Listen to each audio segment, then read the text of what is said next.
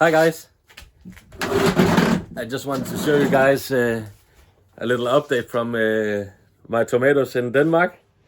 Um, it's going pretty good. We had a bad cold summer, so the tomato plants didn't get quite as much sun as we sometimes get, and so my tomatoes have been a little slow, but now they seem to be going strong and producing much more tomatoes.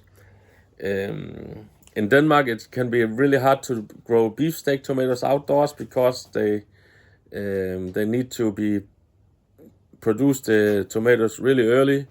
Otherwise, we'll get it's called potato fungi in Danish, but it's a fungus that grows on potatoes, and I guess this is called nightshade family. Anyways, so this is how my tomatoes are looking. I've been growing them in the same soil, and these are 70-liter boxes, and I've been growing in the same soil now for 8 years. And this is a copy of I don't know if I've only seen this used as this much in Denmark, but normally these are made out of styrofoam when you buy them, and there are like 2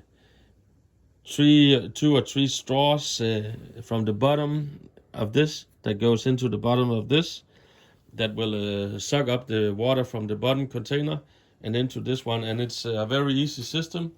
And normally people will use on top of the water thing, there will be just a bag of soil, and you poke holes in the soil in the bag so that the roots can get through and down those 2 straws.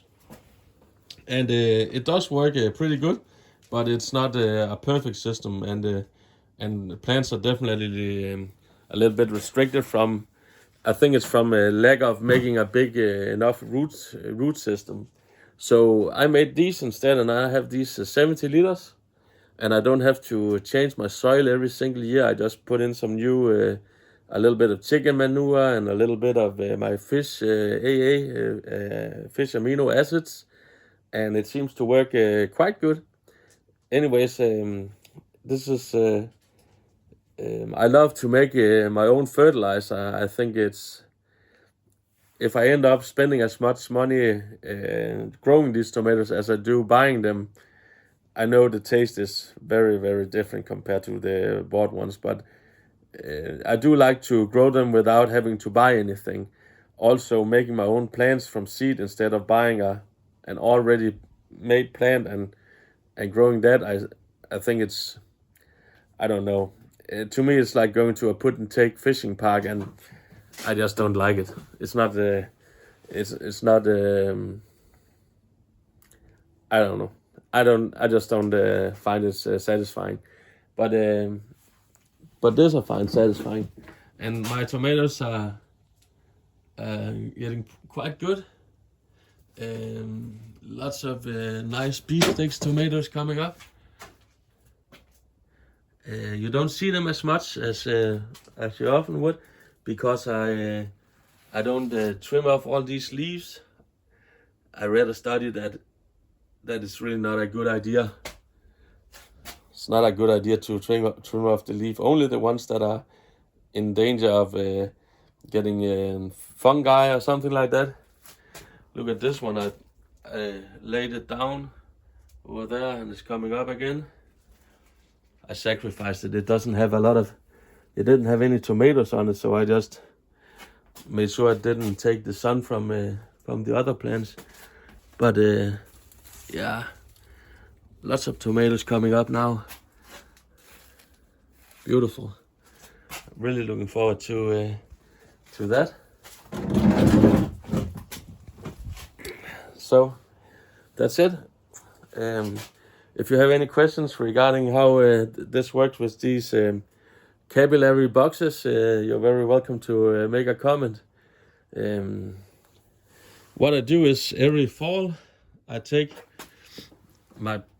the rest of the plants and I put them in the worm compost bin, and I cut it off after it's been maturing a little bit, and I put it on the top of some mulch together with some of the compost worms that have entered it. And then the whole winter, these are just kept. I fill up these water containers in the fall when the plants are dead, so that I'm sure that there will be enough humidity for the worms to stay in there. And then in the spring, the worms have composted most of the tomato plants, and I will sometimes I'll just dig down the tomato plants, but after a few years, and if I have some really nice stuff, I'm gonna put in some, mix into the soil some composted chicken manure and some and I will water some fish amino acids to them during the whole growing season. And but the water down here will always be pure tap water. I don't put any fertilizers in this because I like to be able to control it from pouring it down from the top. I just gave these tomatoes some weeks ago. I gave them some PK booster, just a lower N and a higher PK fertilizer that I made myself out of PK. Anyways, that's it. I hope your gardens are doing even better than mine. And I wish you guys a happy harvest.